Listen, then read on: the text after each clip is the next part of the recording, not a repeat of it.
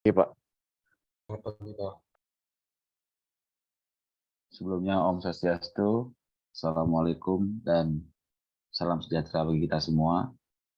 Baik, di pertemuan pagi hari ini kita akan melanjutkan dari presentasi yang sudah kita mulai dari minggu lalu.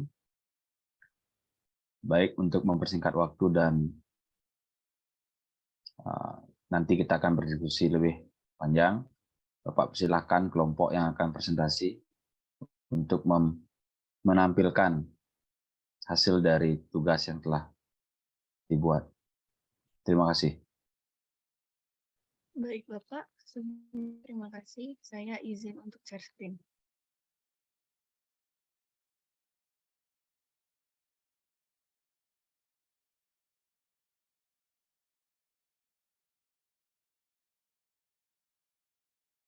Apakah sudah terlihat? Saudara.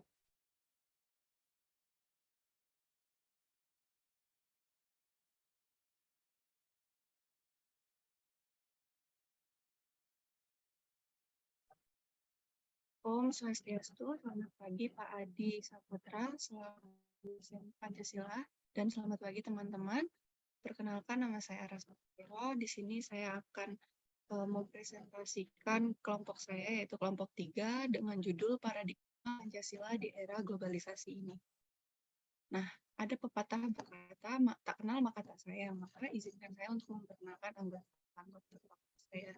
Yang pertama ada Ibu Anggi Wirayani, 11. Yang kedua ada Ikomang Antayuda dengan NPM 13. Ketiga ada saya sendiri, Aras Makfiro dengan NPM 13. Lalu ada Aryan Striayu Pudita dengan NPM 14.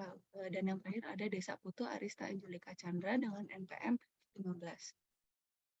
Baik, topik yang akan kami bahas pada pagi hari ini ada 6 topik, termasuk kesimpulan. Yang pertama ada pengaruh Pancasila sebagai paradigma di era globalisasi. Yang kedua ada solusi terhadap,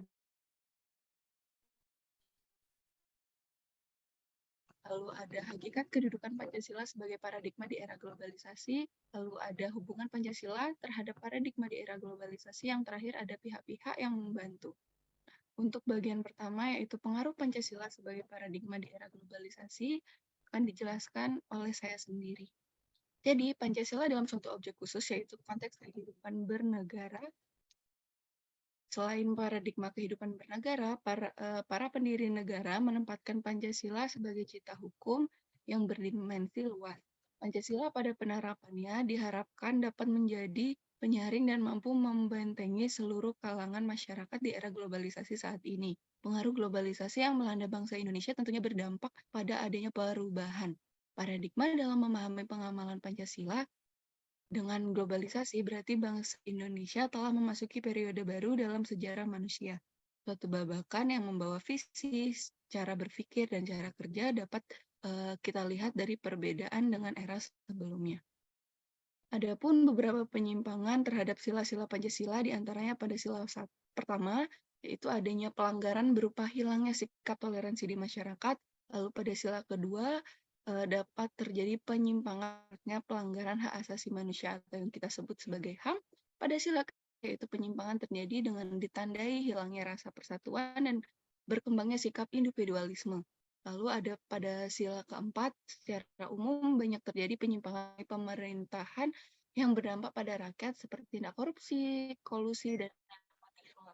Pada sila kelima yang berisi mengenai keadilan, namun dalam pelaksanaannya banyak terjadi kesenjangan sosial dalam masyarakat. Pada era globalisasi juga menampakkan diri sebagai era dominasi negara industri maju atas negara berkembang. Dampak negatif globalisasi dapat menjadikan ancaman dan tantangan bagi bangsa Indonesia. Maka bangsa Indonesia harus terus meningkatkan kewaspadaan dan memperkuat fondasi juga ketahanan ideologi bangsa, yaitu Pancasila. Lalu untuk materi kedua akan dijelaskan oleh teman saya. Kepada yang dan tempat saya persilahkan. Baik, terima kasih Ara untuk waktunya. Di sini saya akan menjelaskan mengenai materi yang kedua, yaitu solusi terhadap fenomena yang terjadi. Next.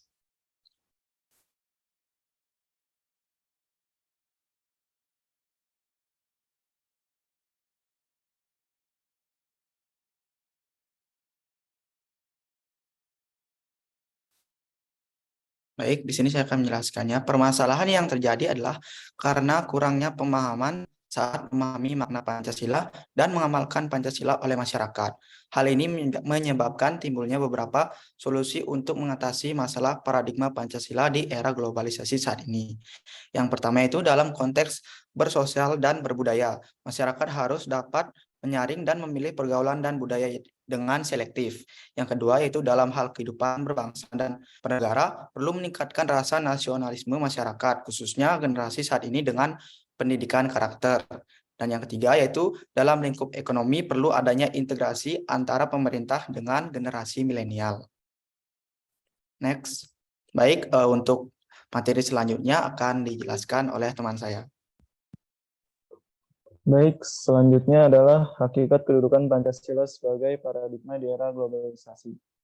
Next. Pancasila memiliki kedudukan di beberapa bidang sebagai paradigma di era globalisasi. Adapun bidang paradigma pembangunan Pancasila yaitu pertama, Pancasila sebagai paradigma di bidang politik. Sistem politik Indonesia yang sesuai Pancasila sebagai paradigma adalah sistem politik demokrasi yang berdasarkan atas asas kerakyatan. Kedua, Pancasila sebagai paradigma di bidang hukum. Pancasila merupakan sumber dari segala sumber hukum di Indonesia. Oleh karena itu, peraturan perundang-undangan di Indonesia tidak boleh bertentangan dengan Pancasila sebagai dasar negara. Ketiga, Pancasila sebagai paradigma di bidang ekonomi. Sistem ekonomi yang sesuai dengan paradigma Pancasila harus berdasarkan pada moralitas ketuhanan dan kemanusiaan yang mengutamakan kesejahteraan rakyat. Keempat, Pancasila sebagai paradigma di bidang sosial budaya. Pancasila merupakan sumber normatif dalam menerapkan aspek budaya yang berkembang untuk tujuan meningkatkan harkat dan martabat manusia. Kelima, Pancasila sebagai paradigma di bidang kehidupan antar umat beragama. Pancasila memberikan dasar-dasar nilai fundamental bagi umat beragama untuk dapat hidup secara damai dalam kehidupan beragama di negara Indonesia. Next. Selanjutnya akan dibacakan oleh teman saya. Baik, terima kasih atas waktunya. Di sini saya akan melanjutkan materi mengenai hubungan Pancasila sebagai paradigma di era globalisasi. Next. Pancasila sebagai paradigma di era globalisasi berarti pola berpikir bagi bangsa dan negara Indonesia yang berlandaskan pada nilai Pancasila di era globalisasi. Nilai Pancasila menjadi landasan dasar serta motivasi atas segala perbuatan baik dalam kehidupan sehari-hari dan dalam kenegaraan. Adapun nilai yang terkandung dalam sila Pancasila. Yang pertama yaitu sila ketuhanan yang Maha Esa. Dalam sila pertama ini terkandung nilai bahwa negara yang didirikan adalah sebagai perwujudan tujuan manusia sebagai makhluk Tuhan yang Maha Esa. Yang kedua yaitu kemanusiaan yang adil dan beradab. Dalam sila kedua ini, Pancasila terkandung nilai bahwa negara harus menjunjung tinggi harkat dan martabat manusia sebagai makhluk yang beradab. Sila yang ketiga yaitu Persatuan Indonesia.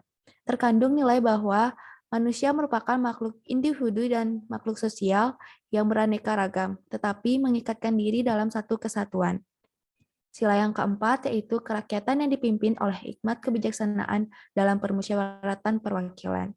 Dalam sila keempat ini terkandung nilai demokrasi yang harus dilaksanakan dalam kehidupan berbangsa dan bernegara. Selanjutnya yaitu adalah sila yang kelima, yaitu keadilan sosial bagi seluruh rakyat Indonesia. Dalam sila ini terdapat konsekuensi nilai keadilan yang harus terwujud, yaitu yang pertama yaitu adalah keadilan distributif, di mana keadilan distributif ini merupakan hubungan keadilan antara negara terhadap warga negaranya. Yang kedua yaitu adalah keadilan legal. Keadilan legal ini merupakan keadilan antara warga negara terhadap negaranya. Yang ketiga yaitu keadilan komunitatif, di mana keadilan ini adalah hubungan yang keadilan antara warga negara satu dengan warga negara lainnya. Next. Nilai dan karakter bangsa di Indonesia yang tercermin dalam sila Pancasila. Nilai-nilai ketuhanan yang Maha Esa, yaitu terdapat adanya kepercayaan dan ketakwaan kepada Tuhan yang Maha Esa. Yang kedua, yaitu ada kebebasan beragama dan berkepercayaan pada Tuhan yang Maha Esa. Yang ketiga, toleransi antar umat beragama dan kepercayaan kepada Tuhan yang Maha Esa. dan kecintaan pada semua makhluk ciptaan Tuhan, khususnya makhluk manusia. Nilai-nilai kemanusiaan yang adil dan beradab yaitu ada memiliki sikap yang jujur, tidak memiliki sikap diskriminasi terhadap sesama manusia. Nilai-nilai persatuan Indonesia yaitu gotong royong, cinta pada tanah air, dan menerapkan semboyan Bhinneka Tunggal Ika pada kehidupan sehari-hari. Next. Nilai-nilai kerakyatan yang dipimpin oleh hikmat kebijaksanaan dalam permusyawaratan perwakilan yaitu adanya musyawarah mufakat saat mengambil keputusan serta adanya demokrasi. Dan yang terakhir yaitu adalah nilai-nilai keadilan sosial bagi seluruh rakyat Indonesia, yaitu adanya nilai etos kerja, kesejahteraan lahir dan batin, serta kekeluargaan. Nilai-nilai pada Pancasila sangat penting untuk diterapkan di era globalisasi agar masyarakat dapat mengontrol kepribadian yang sesuai dengan nilai-nilai Pancasila. Materi selanjutnya akan dijelaskan oleh teman saya. Waktu dan tempat dipersilahkan. Terus selanjutnya pihak-pihak yang membantu. Next. Pihak pertama yaitu keluarga. Keluarga menjadi pihak yang menjadi ujung tombak dari implementasi Pancasila. Pihak kedua yaitu pendidikan. Pendidikan berperan serta dalam meningkatkan secara keseluruhan pengetahuan tentang Pancasila. Pihak ketiga yaitu pemerintah. Pemerintah sebagai kekuatan utama pengatur bangsa dan negara. Selanjutnya saya kembalikan ke Ara. Baik, terima kasih untuk teman-teman kelompok 3 yang sudah memaparkan materinya. Sesi selanjutnya yaitu sesi tanya jawab. Jadi di sesi tanya jawab ini kami buka 2 sesi. Sesi pertama itu 2 pertanyaan dan sesi kedua 2 pertanyaan. Untuk teman-teman yang ingin bertanya, silakan menghidupkan fitur raise hand dan memperkenalkan diri terlebih dahulu. Sekian, terima kasih untuk teman-teman yang ingin bertanya. Waktu dan tempat saya persilahkan.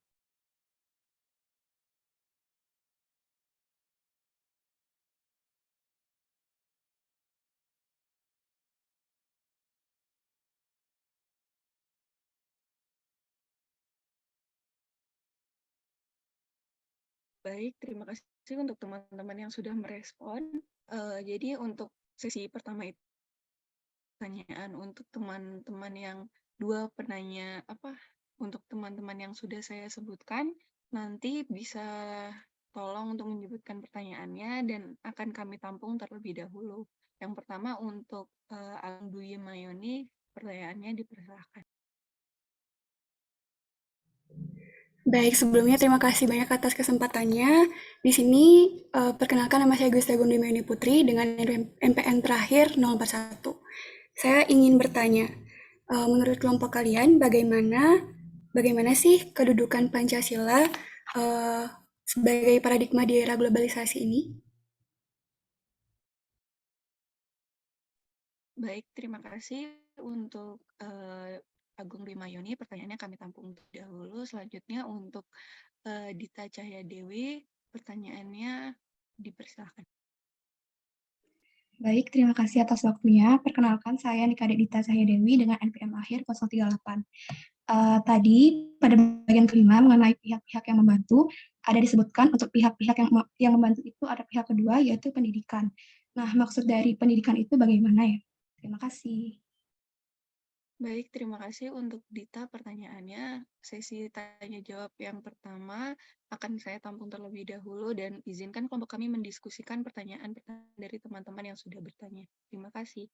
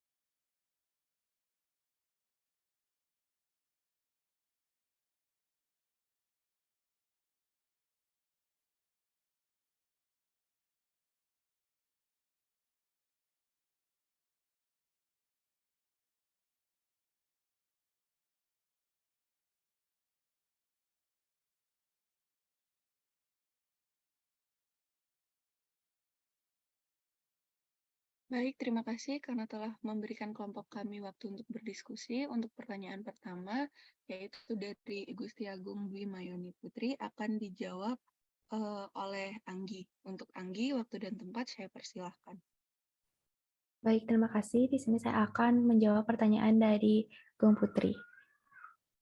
Jawabannya yaitu adalah Pancasila sebagai paradigma di era globalisasi memiliki kedudukan sebagai pengontrol berkehidupan dan berbangsa dalam kehidupan sehari-hari.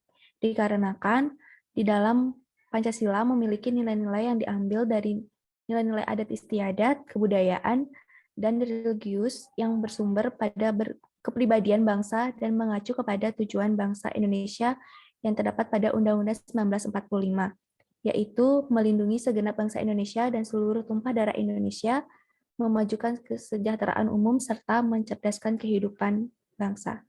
Sekian jawaban dari saya. Apakah bisa diterima, Gung Putri? Baik, sudah Anggi. Terima kasih. Terima kasih. Waktu dan tempat saya kembalikan ke arah. Baik, terima kasih untuk Anggi sudah memberikan jawabannya dan terima kasih untuk Gusti Agung sudah bertanya dan sudah bisa menerima dengan baik jawabannya. Lalu untuk pertanyaan kedua itu tadi dari Dita yang akan dijawab oleh Anta Yuda. Untuk Anta Yuda, waktu dan tempat saya persilakan. Baik, Ara, terima kasih untuk waktunya. Di sini saya akan menjawab mengenai pertanyaan dari Dita, yaitu pada pihak kedua, pendidikan itu bagaimana ya? Nah, di sini saya akan menjelaskan pendidikan tersebut bermaksud sebagai tempat untuk meningkatkan karakter baik dalam diri kita yang disebut pendidikan berkarakter, yang dimana pendidikan karakter sangat penting untuk generasi milenial untuk menumbuhkan semangat toleransi, mampu meningkatkan hak dan kewajiban, serta dapat bersikap baik terhadap sesama manusia. Selain itu, pendidikan karakter yang sesuai yang ditunjukkan oleh sikap yang berkaitan dengan nilai-nilai Pancasila, yaitu seperti nilai karakter yang religius, peduli sosial, kemandirian, semangat, kebangsaan, demokratis, toleransi, dan juga sikap-sikap disiplin. Mungkin sekian jawaban dari saya, apakah bisa diterima? Baik, jawabannya bisa saya terima. Terima kasih. Terima kasih, saya kembalikan ke Ara. Baik, terima kasih untuk Anta Yuda dan Dita Cahya sudah mau dalam kelompok kami. Lalu selesai sudah sesi pertama tanya jawab kelompok kami. Saya akan buka sesi kedua untuk teman-teman yang sudah bertanya, sudah menghidupkan raise hand dan ingin bertanya dari tadi. Yang pertama dari Aura, untuk waktu dan tempat saya persilakan untuk bertanya.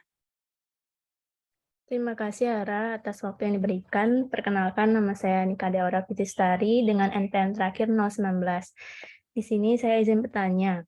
Sebutkan secara ringkas bidang paradigma pembangun Pancasila itu. Terima kasih. Terima kasih untuk Aura. Untuk pertanyaannya, saya tampung terlebih dahulu. Untuk penanya kedua yaitu Gung Cynthia, waktu dan tempat saya persilakan untuk bertanya. Baik, terima kasih Ara atas waktunya. Sebelumnya, perkenalkan nama saya Ana Agung Sri Agung Cynthia Melika Putri dengan NPM terakhir 025. Jadi di sini saya tadi sempat dijelaskan mengenai nilai atau karakter bangsa Indonesia yang tercermin dari sila Pancasila. Yang ingin saya tanyakan yaitu contoh penerapan pada nilai Pancasila yang kedua dalam era globalisasi ini. Sekian, terima kasih. Baik, terima kasih untuk Agung Cynthia dan Aura sudah bertanya. Izinkan kelompok kami untuk mendiskusikan pertanyaannya terlebih dahulu. Terima kasih.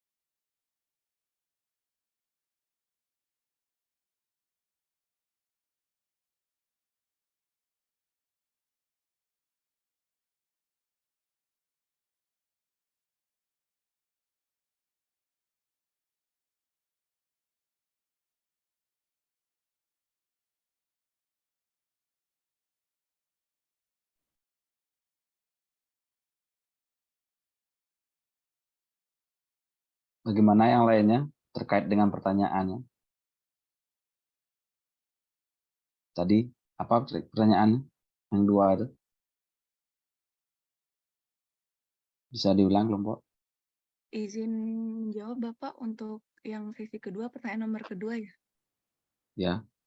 Yaitu pertanyaannya itu contoh penerapan pada nilai Pancasila yang kedua dalam era globalisasi.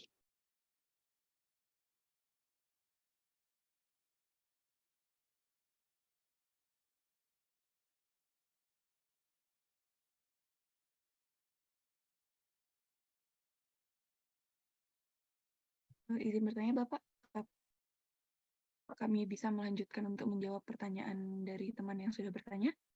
Silakan dilanjutkan. Baik, untuk pertanyaan dari Aura akan dijawab oleh teman saya yaitu Angel. Untuk Angel, waktu dan tempat saya persilahkan. Terima kasih, Hara. Di sini saya akan menjawab pertanyaan Aura, yaitu sebutkan secara ringkas bidang paradigma pembangunan Pancasila itu.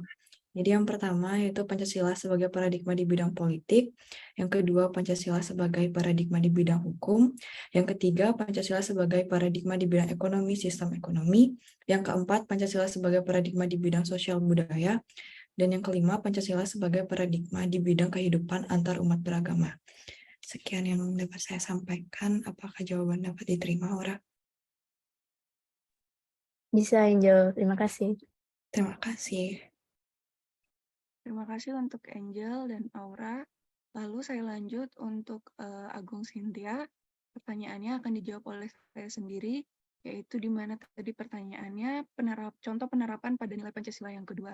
Nah, Pancasila yang kedua kan berbunyi kemanusiaan yang adil dan beradab, di mana di situ berarti nilai yang terkandung itu tentang kemanusiaan. Nah, contoh apa sih yang harus diterapkan, yang bisa kita terapkan dalam kehidupan sehari-hari ini di era jadi yang pertama itu karena itu kemanusiaan, jadi kita harus saling mencintai sesama warga negara Indonesia. Sebagai contoh, misalkan teman kita ataupun ketika kita di jalan, kita yang tabrakan, kita harus dengan sigap menolong orang tersebut.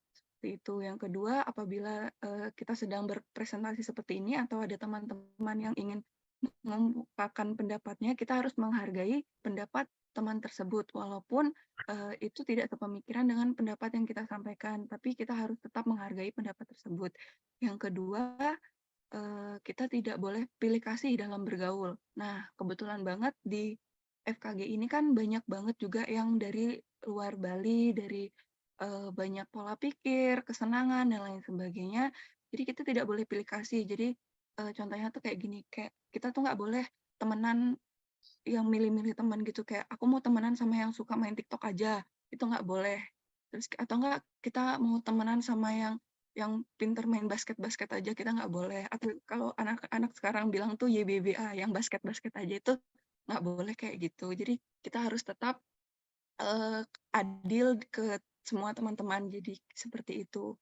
Mungkin Agung Cynthia bisa diterima jawabannya? Bisa, Ara. Terima kasih, Ara. Ya, terima kasih Agung Cynthia. Jadi pertanyaan yang paling mendasar dari saya terkait dengan pendidikan Pancasila di era globalisasi ini, ide dan gagasan dasarnya apa?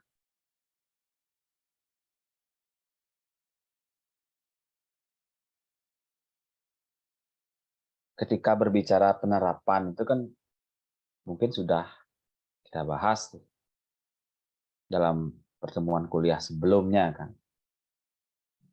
Apa yang menjadi latar belakang ide dan gagasannya dari pemikiran kelompok? Terus dalam implementasi proposal tersebut, siapa yang menjadi sasaran utama dari penerapan ini? Apakah bersifat general saja atau ada umur-umur yang akan dijadikan penerapan khusus dari proposal ini. Maksudnya, apakah dikhususkan kepada orang yang masih sekolah dasar untuk memberikan fondasi yang lebih kuat agar bisa berpedoman pada Pancasila, apakah anak SMP atau anak SMA atau yang masih kuliah pun memerlukan.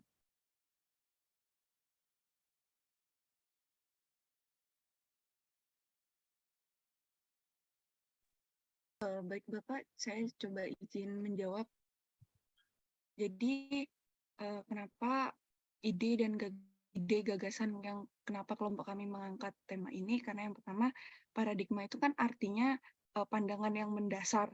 Nah, di sini disebutkan Pancasila, berarti pandangan yang paling dasar tentang kita Pancasila, dan ini sifatnya general, jadi siapapun itu bisa belajar tentang pandangan mendasar dari Pancasila ini. Nah, dari pandangannya ini terangkat kayak kita bahas juga tadi isu-isu, terus solusinya, lalu juga pihak apa saja yang membantu untuk bisa kita pihak-pihak mana saja yang bisa membantu untuk kita paham tentang pandangan mendasar itu dari Pancasila. Seperti tadi kan ada pihak dari keluarga, pendidikan, dan pemerintah. Jadi mungkin Ya, itu yang membuat maksud ide saya gagasan. ini, ide yang terbaru dari kelompok itu apa gitu loh. Maksudnya kelompok kan di sini membuat proposal yang memuat gagasan baru, dan apakah dengan walaupun membuat seminar gitu loh, tapi kalian bisa melabeli seminar tersebut dengan hal yang baru. Itu tidak sampai ya.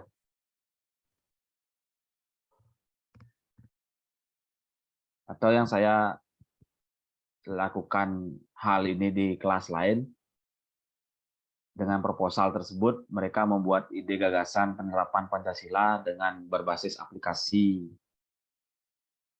berbasis camping education, dan yang lain-lainnya gitu loh. Ada hal-hal baru yang mungkin mereka kemas agar hal yang kita inginkan tersebut bisa tersampaikan dengan having fun gitu loh. Nah, mungkin itu ada yang seperti itu dari kelompok.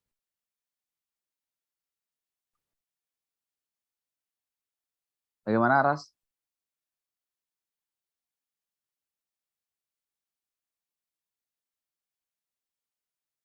Kalau untuk di proposalnya memang kami tidak menyebutkan gagasannya untuk di proposalnya, tapi maksud yang ingin kami sampaikan tadi itu seperti yang udah ada dan belum ada ide-ide baru yang disampaikan, Pak.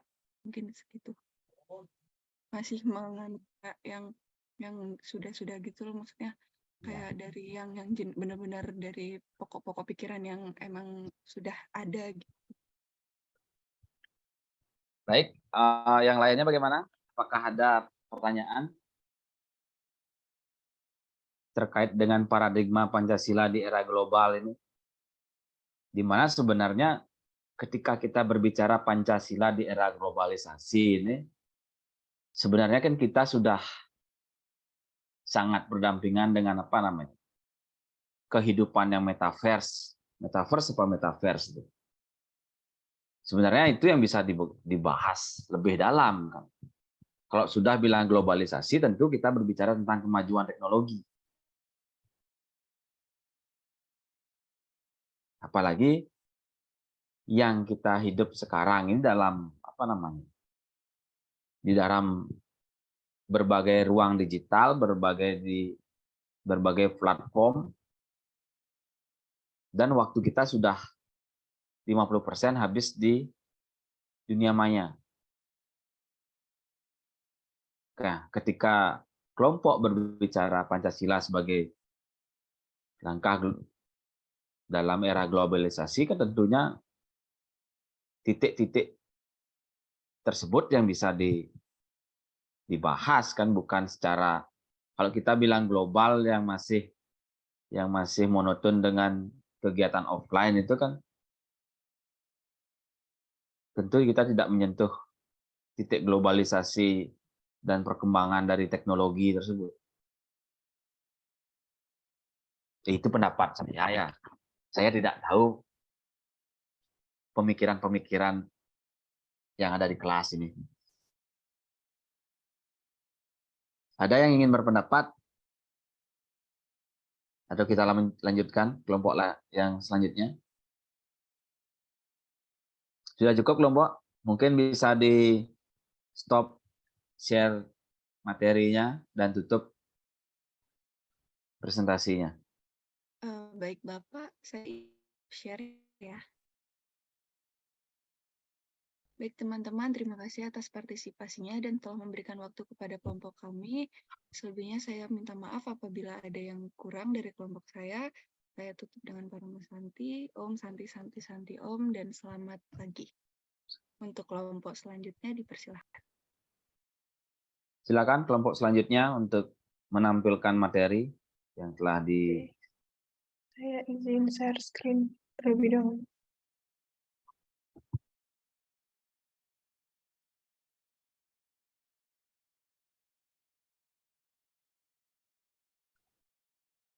Oke, baik. Sebelum mulai, apakah suara saya sudah terdengar jelas? Sudah. Ya.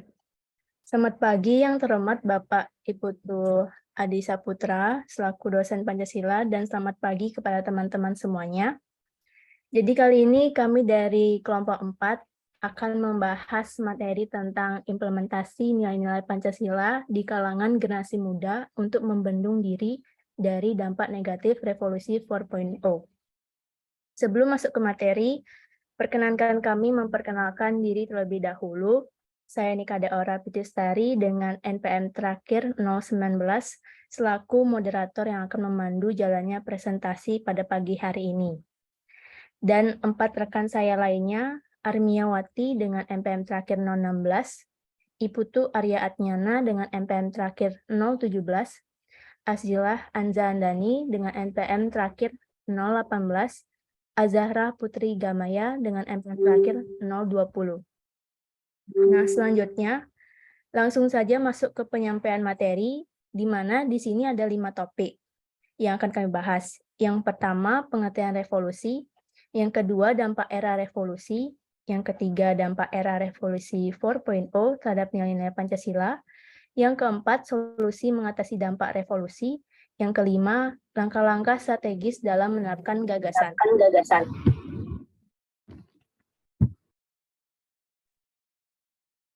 Baik, materi yang pertama akan dibahas oleh rekan saya. Silakan kepada Lala, dipersilakan. Baik, di sini saya akan menjelaskan pengertian revolusi 4.0. Menurut Kamus Besar Bahasa Indonesia, revolusi industri terdiri dari 2 kata, yaitu revolusi dan industri. Revolusi berarti perubahan yang bersifat sangat cepat, sedangkan pengertian industri adalah usaha pelaksanaan proses produksi. Apabila disimpulkan, maka pengertian revolusi industri adalah suatu perubahan yang berlangsung cepat dalam pelaksanaan proses produksi, di mana yang semula pekerjaan proses produksi itu dikerjakan oleh manusia dan digantikan oleh mesin. Sedangkan barang yang diproduksi mempunyai nilai tambah yang komersial. Next. Istilah revolusi industri diperkenalkan oleh Friedrich Engels dan Louis August Blanqui di pertengahan abad ke-19. Revolusi industri ini pun sedang berjalan dari masa ke masa. Dekade terakhir ini sudah dapat disebut memasuki fase keempat, 4.0. Perubahan fase ke fase memberikan perbedaan artikulatif pada sisi kegunaannya. Fase pertama bertempu pada penemuan mesin yang menitikberatkan pada mekanisasi produksi. Fase kedua sudah beranjak pada tahap produksi massal yang terintegrasi dengan quality control dan standarisasi. Fase ketiga memasuki tahap keseragaman secara massal yang bertumpu pada integrasi komputerisasi. Fase keempat telah menghadirkan digitalisasi dan otomatisasi perpaduan internet dengan manufaktur. Next.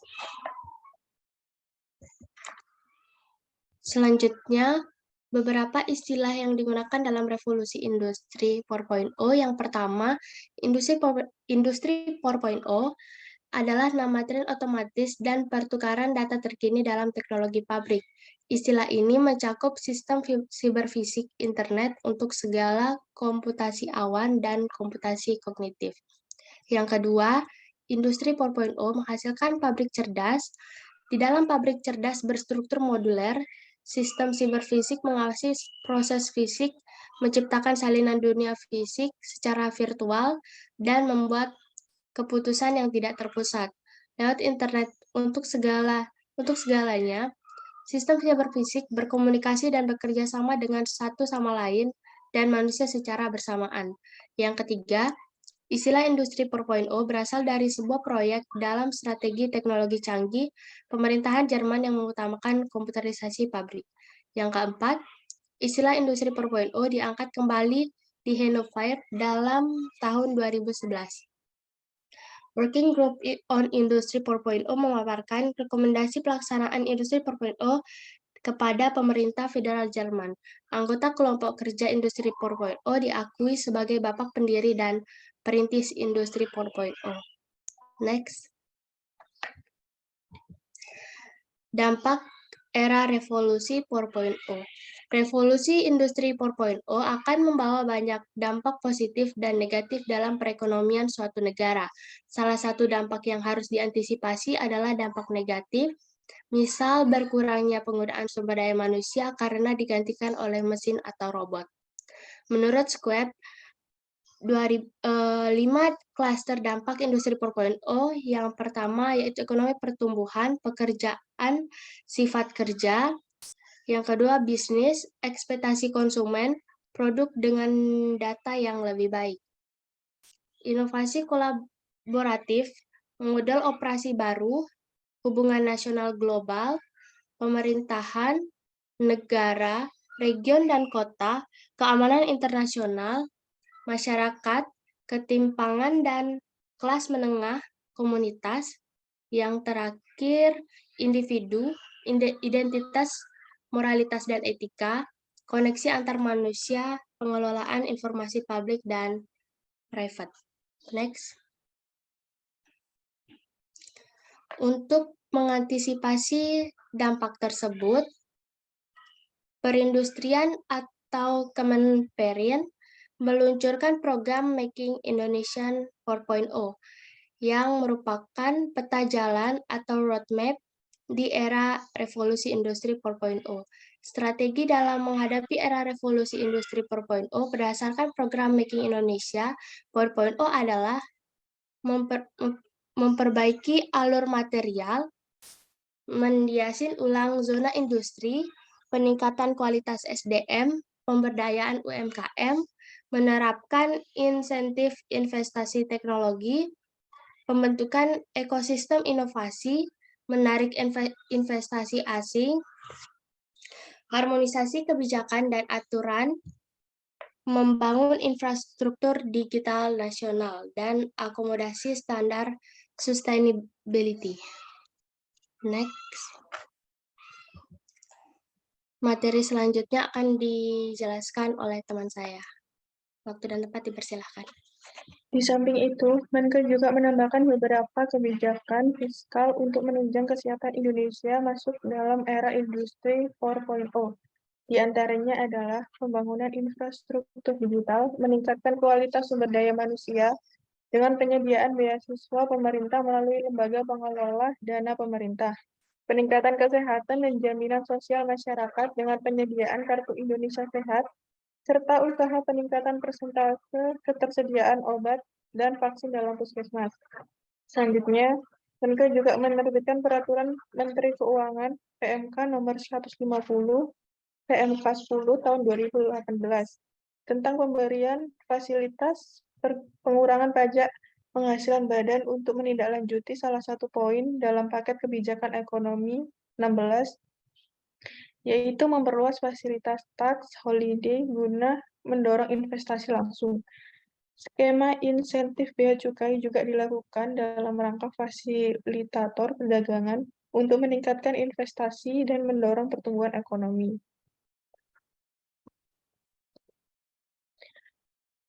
Dampak era revolusi 4.0 terhadap nilai-nilai Pancasila. Pengamalan nilai-nilai Pancasila haruslah terjadi dalam lingkungan rumah, sekolah, atau lembaga pendidikan dan masyarakat. Nilai-nilai Pancasila merupakan nilai filsafat negara Indonesia. Berdasarkan falsafah Pancasila, manusia Indonesia memiliki naluri, moral, kekuatan spiritual, mengakui keberadaannya, dan semua diciptakan oleh Tuhan yang terhubung satu sama lain, lingkungan, alam semesta, dan penciptanya. Dibuat pengakuan ini mendorong kreativitas, inisiatif, dan karya untuk mempertahankan eksistensi dan kelangsungan hidupnya dari generasi ke generasi. Pelatihan Pancasila perlu diinternalisasikan dalam mata kuliah untuk memperdalam pengetahuan mahasiswa mengenai makna Pancasila. Tapi tidak hanya untuk perguruan tinggi saja, untuk jenjang sekolah pun juga harus ditetapkan. Generasi muda harus mengembangkan karakter nasionalisme melalui 3 proses, yaitu 1. Pembangunan karakter menjadi hal penting dalam membentuk warga negara yang baik. 2. Pemberdayaan karakter. Untuk memberdayakan karakter yang baik diperlukan sosok panutan yang baik dan positif bagi generasi muda, agar generasi muda dapat menirunya dan menjadi role model pengembangan karakter yang positif. 3. Perekayasa karakter. Generasi muda mampu berperan dalam meningkatkan prestasi. Perilaku masyarakat muda. 1. Penggunaan internet yang berlebihan. 2. Mudah terpengaruh. 3. Selalu menginginkan hal yang instan. 4. Memiliki kemampuan kerja cepat dan cerdas. 5. Memiliki banyak kemampuan. 6. Kurang minat terhadap politik. Solusi mengatasi dampak revolusi 4.0. Perubahan yang terjadi di era industri terlihat dari adanya perubahan semua sistem menjadi digital. Dengan demikian, muncul adanya interaksi antara manusia dengan teknologi. Segala kebutuhan manusia bisa terpenuhi dengan cara digital. Mulai dari kegiatan jasa, jual beli, dan transaksi pembayaran dilakukan secara online. Bagi pihak perusahaan, tidak mungkin bisa mengelak dari adanya perubahan tersebut. Kemudian, perusahaan harus mencari solusi untuk mengikuti perubahan yang terjadi tadi. Yang pertama, melakukan perbaikan pada alur material dan barang. Yang kedua, meningkatkan kualitas sumber daya manusia. Yang ketiga, menggunakan teknologi digital. Keempat, buat harmonisasi antara aturan dan kebijakan. Demikian solusi yang bisa dilakukan oleh pihak perusahaan untuk mengatasi perubahan pada era industri. Bagi Anda para pelaku industri, semoga bisa menjadikan pembahasan ini sebagai referensi untuk mengatasi persoalan dan tetap mencapai kesuksesan yang diinginkan. Berikutnya adalah langkah-langkah strategis dalam menerapkan gagasan. Yang pertama, strategi pembinaan karakter bangsa melalui pendidikan. Pengetahuan sejarah tentang pahlawan kemerdekaan Indonesia wajib diajarkan kembali kepada peserta didik di semua jenjang pendidikan formal seperti SD, SMP, SMA, dan universitas. Kedua, pendidikan di era digital saat ini sangatlah pesat. Kemajuan dalam bidang teknologi tidak hanya dinikmati oleh orang dewasa saja, anak-anak usia sekolah dasar juga sudah bisa menikmati dari hasil perkembangan teknologi saat ini. Ketiga, anak-anak dewasa ini lebih banyak menghabiskan waktu bermain games online, berinteraksi dengan media gadget seperti telepon seluler, laptop, dan video games. Keempat, teknologi membantu memudahkan segala aktivitas manusia, pencarian informasi, dan penyampaian informasi. Selanjutnya saya akan kembalikan ke moderator. Baik, terima kasih Sisil. Itu dia materi yang sudah kami sampaikan. Sekarang kita masuk ke sesi tanya-jawab, di mana sesi tanya-jawab akan kami bagi menjadi 2 sesi. Silahkan jika ada yang mau bertanya, kami persilahkan.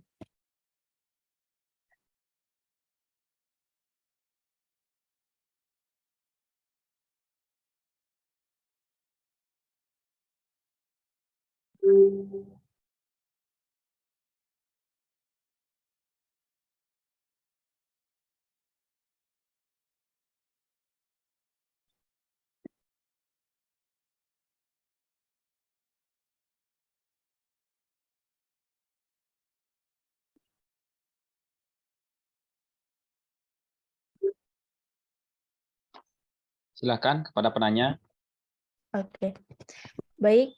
Untuk sesi pertama kami tampung 3 pertanyaan dulu untuk NPM 035. Dia Ratih, dipersilahkan. Baik. Perkenalkan, nama saya Nibutu Diarati Kusumawardani, NPM akhir 035. Jadi pertanyaan saya di sini, apa yang membedakan revolusi industri 4.0 dengan revolusi yang lain? Sekian, terima kasih. Terima kasih atas pertanyaannya. Untuk NPM 023, Cahaya, dipersilahkan. Baik, terima kasih. Perkenalkan, nama saya Made Cahyawani Ayu, NPM terakhir 023. Saya ingin bertanya. Mohon maaf sebelumnya, bisa Bapak menyela? Iya. Untuk yang bertanya, mungkin mengacu pada materi ya. Seperti pertanyaan nomor 1 itu mungkin Bapak itu sudah nggak pas dipertanyakan lagi gitu loh. Apa perbedaan 4.0 dengan yang lainnya? Itu mungkin kalian sudah bisa cari sendiri gitu loh. Jadi bobot pertanyaannya tolong ditingkatkan gitu loh. Supaya tidak hanya sekedar bertanya atau sekedar menjadi penanya saja. Tetapi ada yang kalian gali dari apa yang kalian ingin tanyakan tersebut gitu loh. Supaya nggak seperti di slide terakhir ini, semua pertanyaan akan menjadi sebuah lelucon saja tanpa ilmu pengetahuan yang kalian dapat gitu loh.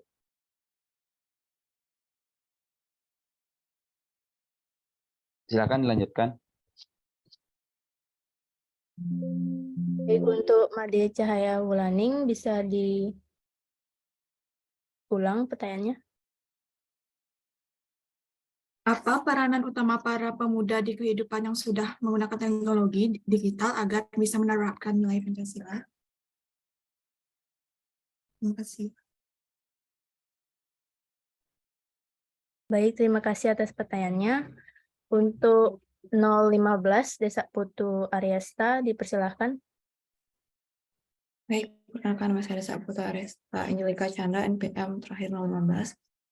Ya, di sini saya izin bertanya, bagaimana generasi muda dapat mengembangkan rasa nasionalisme yang kuat agar terhindar dari dampak negatif di era revolusi 4.0. Terima kasih. Baik, terima kasih atas pertanyaannya. Untuk jawaban kami mohon izin untuk didiskusikan terlebih dahulu. Untuk yang lain harap menunggu.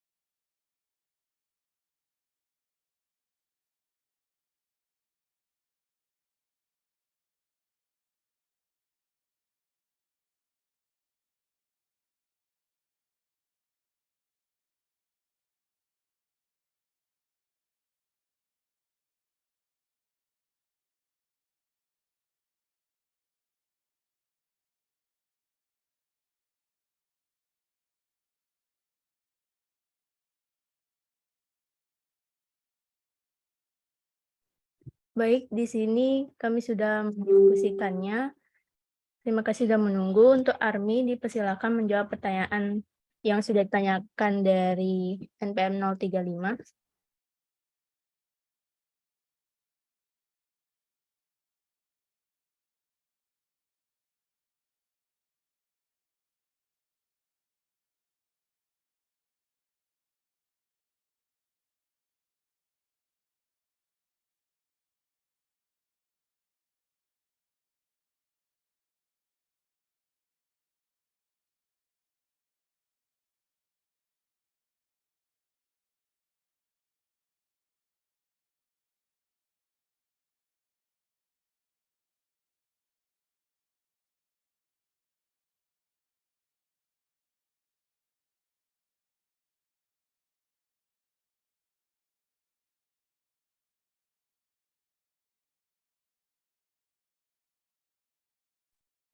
Mohon maaf teman-teman, mungkin Armi lagi ada sinyalnya mungkin lagi kurang bagus. Di sini saya akan menjawab pertanyaan dari dia yang sudah kami sampaikan di presentasi tadi. Perbedaan dengan revolusi fase pertama itu bertempuh pada penemuan mesin yang menitik beratkan pada mekanisasi produksi. Fase kedua sudah beranjak pada tahap produksi massal yang terintegrasi dengan quality control dan standarisasi. Fase ketiga memasuki tahapan keseragaman secara massal yang bertumpu pada integrasi komputerisasi. Fase keempat merupakan perpaduan kemajuan dalam kecerdasan buatan, robotika, pencetakan 3.0, rekayasa genetika, komputasi, kuantum, dan teknologi lainnya. Itu saja yang bisa membedakan revolusi industri 4.0 dengan revolusi lainnya. Apakah bisa diterima? Bisa, Laura. Terima kasih. Oke. Baik, untuk langsung saja untuk Arya, dipersilakan menjawab pertanyaan dari Angel. Dipersilahkan. Baik, terima kasih sebelumnya. Di sini saya akan menjawab pertanyaan dari Angel. Generasi muda harus mengembangkan karakter nasionalisme di revolusi industri 4.0 dengan cara membangun karakter, yaitu menjadi hal penting dalam membentuk warga negara yang baik. Pemberdayaan karakter. Untuk memberdayakan karakter yang baik diperlukan sosok panutan yang baik dan positif bagi generasi muda, agar generasi muda itu dapat menirunya dan menjadi role model pembangunan karakter yang positif. Dan yang terakhir ada karakter generasi muda mampu berperan dalam meningkatkan prestasi. Demi membuat generasi muda yang berkarakter, maka implementasi nilai Pancasila sangat diperlukan agar generasi muda lebih mengenal ciri khas bangsa dan bisa membentuk karakter generasi yang berjiwa Pancasila untuk kemajuan negara. Saat ini sudah memasuki era revolusi industri, di mana semua orang bergantung pada kecanggihan teknologi, dan budaya juga mulai masuk melalui teknologi. Anak-anak muda saat ini sangat cepat dalam menyerap perkembangan berita maupun hal-hal mengenai kebudayaan, tradisi, adat, dan lain-lain. Maka dari itu, upaya menumbuhkan sikap yang berlandaskan Pancasila harus diterapkan sejak dini. Lingkungan keluarga maupun sekolah juga menjadi pendukung menumbuhkan sikap Pancasila. Hal kecil yang dapat dilakukan dengan mudah yaitu membiasakan rasa tolong-menolong kepada yang lain dan membiasakan menyapa ketika bertemu orang lain. Karena kebiasaan kecil akan berdampak terus-menerus jika dilakukan. Dengan sikap seperti itu, tentunya rasa sosial akan semakin terlihat. Sekian, apakah bisa diterima, Angel? Bisa, Arya. Terima kasih. Terima kasih, Angel. Baik, langsung lanjut untuk menjawab pertanyaan dari Wulan. Untuk Armi, dipersilahkan.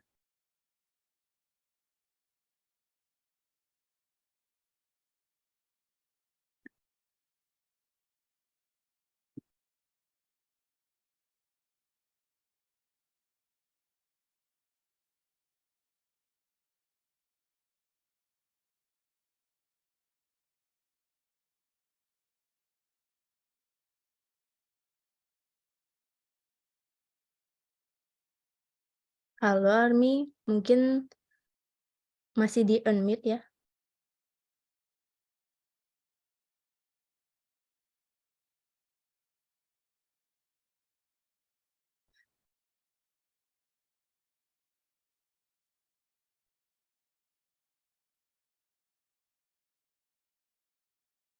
Oke, untuk jawaban Armi sudah terkirim oleh saya. Di sini saya akan menjawab pertanyaan dari Made Cahya Wulaning. Menurut hasil diskusi kami, sebelum mengetahui peranan pemuda di era yang sudah menggunakan teknologi canggih, kita harus mengetahui kenapa nilai-nilai Pancasila dapat terlaksana diperlukan adanya pelajaran pendidikan Pancasila di setiap sekolah. Nah, hal ini bertujuan untuk mencetak generasi muda yang berakhlak dan berjiwa kritis dalam kehidupan bermasyarakat. Untuk menyukseskan terbentuknya suatu moral yang baik, Pancasila merupakan titik acuan dalam pengembangan ilmu pengetahuan dan teknologi di Indonesia. Dalam persebaran iptek ke Indonesia, pastinya masih mengandung nilai-nilai budaya barat atau nilai dari pembuat iptek tersebut yang terkadang berisikan nilai yang bertentangan atau tidak sesuai dengan nilai budaya bangsa Indonesia.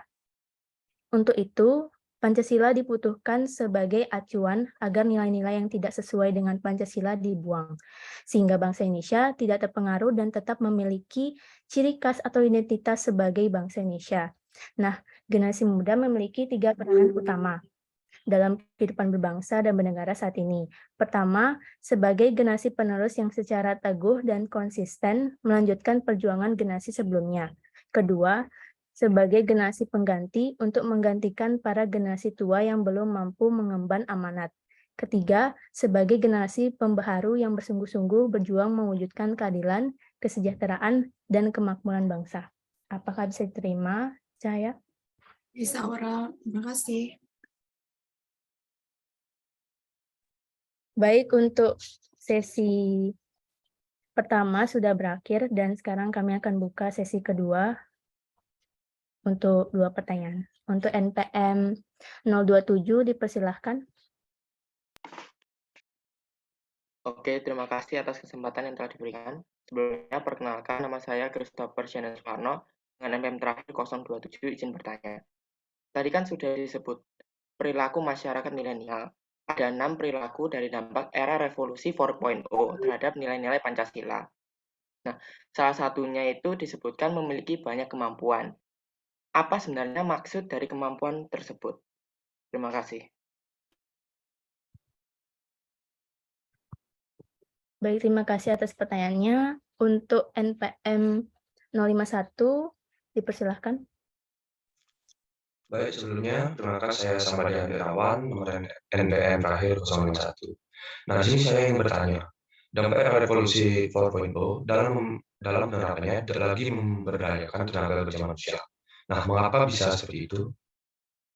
Sekian dari saya. Terima kasih. Baik, terima kasih atas pertanyaannya. Di sini kami mohon izin untuk didiskusikan terlebih dahulu. Untuk yang lain ada penunggu.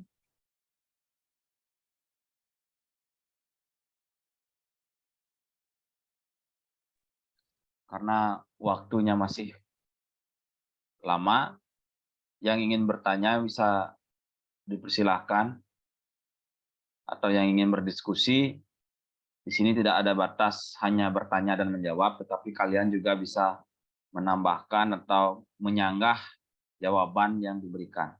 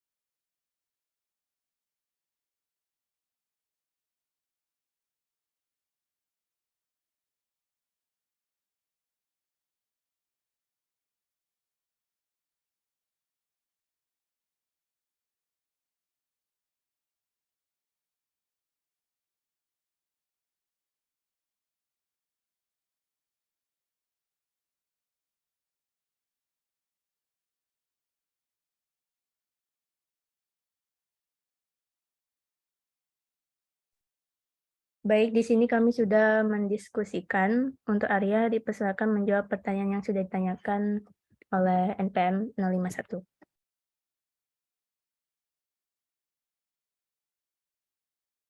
Baik, terima kasih sebelumnya. Di sini saya akan menjawab pertanyaan dari Handi. Dampak revolusi industri 4.0 adalah dalam penerapannya tidak lagi memberdayakan tenaga kerja manusia, sebab semua sudah menerapkan konsep otomatisasi. Revolusi merupakan suatu perubahan yang mendasar dan radikal yang mempengaruhi bidang-bidang lain dalam kehidupan bermasyarakat. Salah satu revolusi terbesar dalam sejarah manusia tentunya adalah revolusi industri. Setelah melalui sejarah yang panjang, pada berbagai fase revolusi, akhirnya kita berdiri dan hidup di fase revolusi industri 4.0, di mana internet sangat berperan aktif dalam kehidupan kita. Revolusi industri 4.0 ini mengintegrasikan antara teknologi cyber dan teknologi otomatisasi. Adanya revolusi industri 4.0 secara otomatis memiliki dampak pada pola kehidupan masyarakat yang tidak lepas dari generasi muda atau remaja.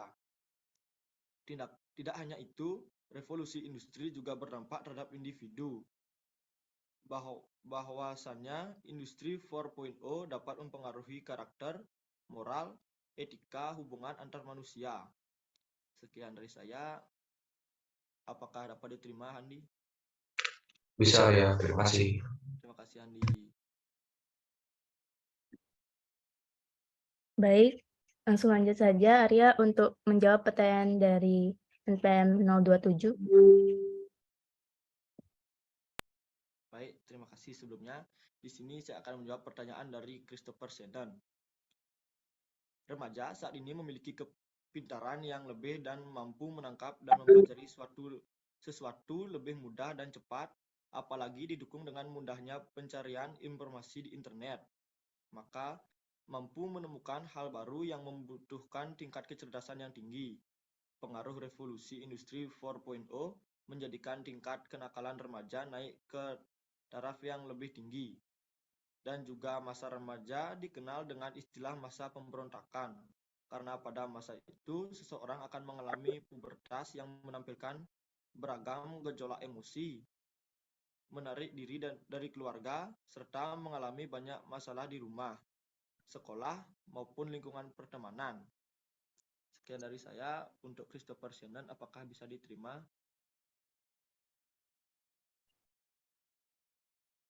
Oke, sudah paham. Terima kasih. Mungkin saya bisa menambahkan jawaban dari rekan saya. Nah, balik lagi ke topik pertanyaan dampak era revolusi 4.0 terhadap nilai-nilai Pancasila di dalam perilaku masyarakat milenial. Memiliki banyak kemampuan itu seperti ini ya. Saya pernah mendengar generasi muda ini ada pengaruh revolusi industri 4.0 menjadikan tingkat kenakalan remaja naik ke taraf yang lebih tinggi. Maraknya hacker remaja yang melakukan hack pada bank untuk mencuri uang, memesan makanan dan belanja online tetapi mengalihkan tagihannya kepada akun orang lain. Selain memiliki kemampuan tersebut, adanya dampak negatif lain revolusi industri bagi pemuda ialah dapat memunculkan sifat egois dan individualis yang tumbuh dari kecanduan bermain internet yang sudah dijelaskan oleh Arya tadi. Saat seseorang terlalu sering bermain internet, tentu dengan jangka waktu yang lama, maka ia akan merasa memiliki dunia sendiri tanpa memedulikan orang di sekitarnya dan kehidupan nyatanya. Lama-kelamaan ia akan lupa bagaimana berinteraksi dan berkomunikasi yang baik dengan orang lain di kehidupan nyata. Apakah bisa diterima, Shannon? Oke, sudah paham. Terima kasih. Oke.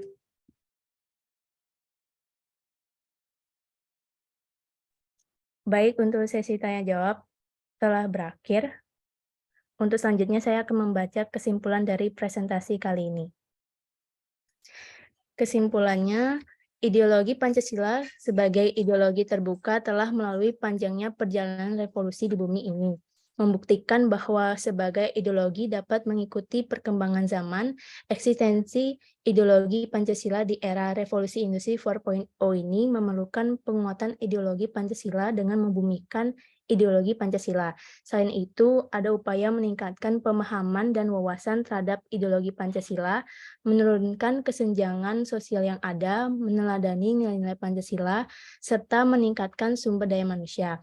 Upaya mempersiapkan Indonesia di masa yang akan datang adalah dengan menanamkan nilai-nilai Pancasila di institusi pendidikan, memanfaatkan ilmu pengetahuan dan teknologi dan maju yang sesuai di era revolusi industri 4.0.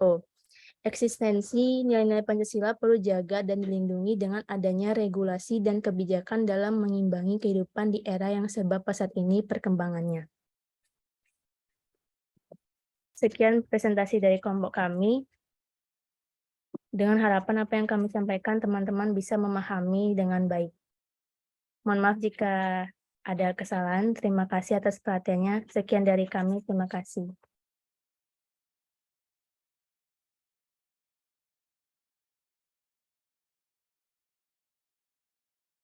Baik, terima kasih presentasi yang disampaikan oleh kelompok 2 maupun kelompok 1 yang sudah memberikan pemaparan materi.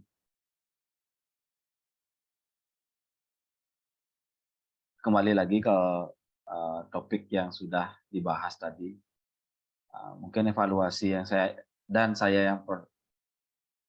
mengingatkan kembali kepada teman-teman mahasiswa di sini, ketika bertanya atau ingin mendiskusikan sesuatu itu, ayolah gali topik yang memang benar-benar dijelaskan oleh pemateri.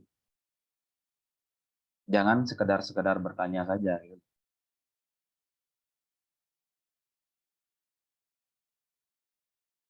Maksud saya bukan menyepelekan orang yang sekedar bertanya gitu loh. Ada lebih baiknya memang yang lebih potensial dipertanyakan terkait dengan topiknya. Karena kan sudah saya sampaikan juga dalam pedoman tersebut ya memang ada gagasan baru dari proposal gitu. Sehingga apa idenya, gagasannya siapa, gagasannya apa, bentuk dari gagasan itu seperti apa, siapa yang diajak untuk bekerja sama, bagaimana penerapannya. Banyak yang sebenarnya bisa kita bahas. Tapi itu kembali kepada mahasiswa, ya karena yang bertanya itu dan jawabannya tidak ada yang menyangka juga. Ya saya hanya melihat sirkulasi dari presentasi saja. Toh yang disampaikan juga saya tidak bisa lebih berkomentar karena memang sudah tugas yang dibuat oleh kelompok. Mungkin kita kembali akan melihat pertunjukan dari kelompok selanjutnya di minggu depan. Masih ada waktu. Jika ingin memperbaiki PowerPoint atau ingin menambahkan dari ide kalian, Bapak persilahkan dari tugas yang telah diberikan. Terima kasih atas waktu dan kesempatan untuk bertemu di pagi hari. Kita bertemu selanjutnya di minggu depan untuk pemaparan materi kelompok selanjutnya. Terima kasih dan selamat pagi. Terima kasih, Pak. Terima kasih, Pak. Terima kasih, Pak. Terima kasih, Bapak.